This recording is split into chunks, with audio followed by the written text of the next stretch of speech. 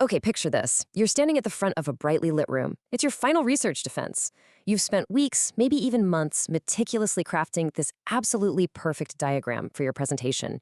And then a professor adjusts their glasses, looks right past all your beautifully colored graphics, points to a single line connecting two boxes, and asks you one devastating question. Why are these variables connected?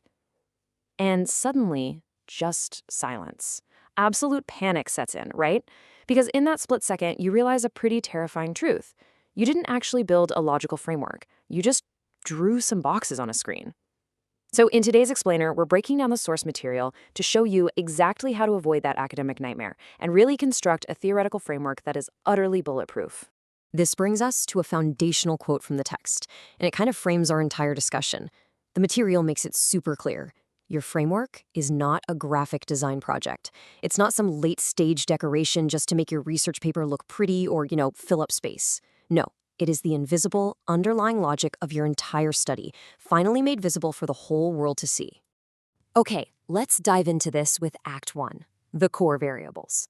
So, before you even open up any presentation software to start drawing shapes, you absolutely have to nail down the key elements of your study. You have your independent variable, or IV, that's your cause. Then you've got your dependent variable, the DV, your outcome. And finally, your mediators or moderators, which are the variables that explain or alter that relationship.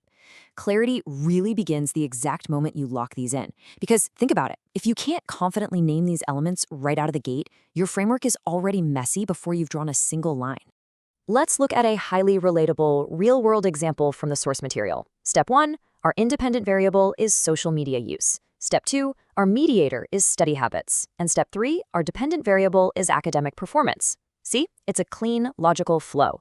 If you fail to establish this kind of clear progression early on, your framework is actually failing at the conceptual thinking level, long before it ever reaches the visual drawing level. Moving right along to Act 2, anchor on existing theories. Now, what's really interesting about this slide is that this is exactly where a lot of ambitious researchers hit a total brick wall. They start relying only on assumptions. Those weak, unproven ideas just floating around in their heads. But brilliant ideas alone just aren't enough. You need established authority. A strong framework relies on actual theories, defensible knowledge that's rooted deeply in your field. It absolutely must come from recognized theory, not just a gut hunch. The source material advises finding 1 to 3 highly relevant theories from your field. So going back to our social media example, you might pull from uses and gratifications theory, cognitive load theory, or even basic learning and behavior theories. Finding these allows you to answer the golden question. Exactly how do these established theories justify the connection between your chosen variables? You see, you don't just name drop a theory to sound smart. You wield it as undeniable proof. Which leads us to Act 3, connecting the relationships.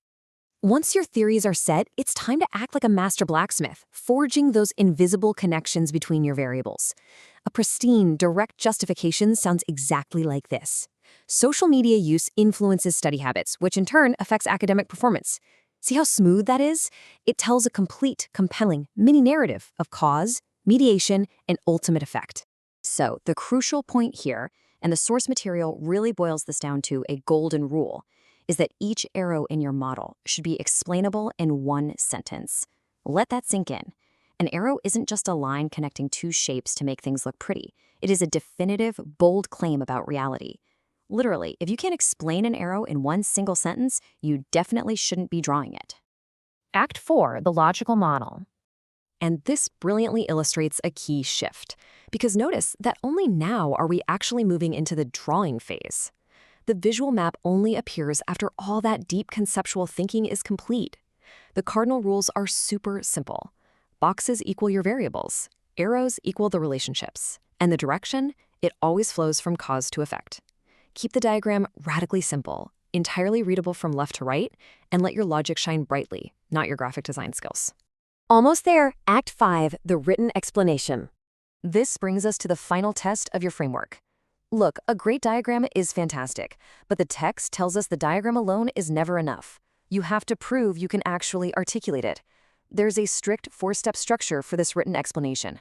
First, introduce the theory. Second, define each variable. Third, explain each relationship. And finally, seamlessly connect it all back to your specific study.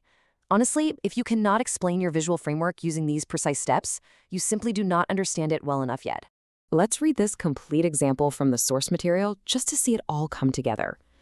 Guided by cognitive load theory, this study proposes that excessive social media use increases cognitive load, negatively affecting study habits, which then reduces academic performance.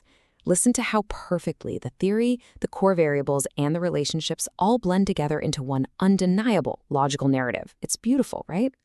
Now for a quick warning: avoiding conceptual pitfalls. Even with a strong foundation, the source text warns of some hidden traps that can completely derail otherwise excellent research. We're talking about things like throwing in random variables with no theoretical backing, overcomplicating everything with way too many variables, drawing arrows with zero explanation, or creating a diagram that totally mismatches your actual research questions. Guys, these are not just small formatting oopsies. They are massive red flags, signaling to any defense committee a fundamental lack of conceptual clarity. Let's move to the next part and see how this builds your ultimate safeguard against those pitfalls. It's a very straightforward formula. You literally just go from theory to variables to relationships to the diagram and finally to the written explanation. Following this exact chronological flow guarantees a framework that is logical, defensible, and incredibly easy to understand.